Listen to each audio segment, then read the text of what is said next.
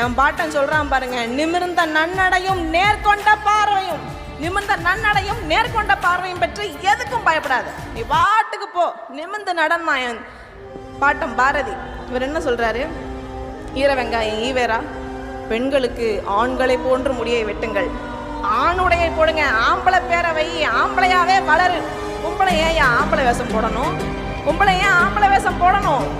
மங்கையராய் பிறப்பதற்கே நல்ல மாதவம் செய்திட வேண்டும் அம்மா நான் என் பாட்டேன்.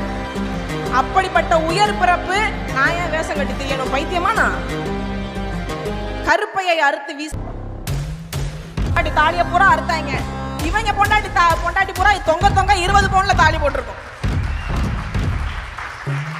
அதான் சொல்றேன், அடுத்த பொண்டாட்டி தலையோட கருப்பையை அறுத்து எறி. கருப்பப்பை உனக்கு எதுக்கு? உங்க அம்மா ஈவேராவை பெத்த அம்மா அதை செஞ்சிருந்தாங்கன்னா இந்நேரம் அந்த ஈவேரா தலைவலி எங்களுக்கு இருந்திருக்காது.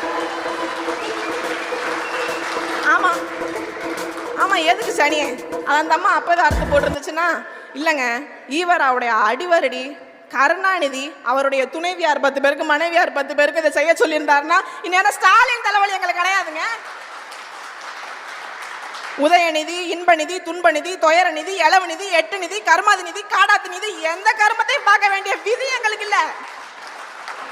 கற்பப்பை யாரு தெரியணுமா?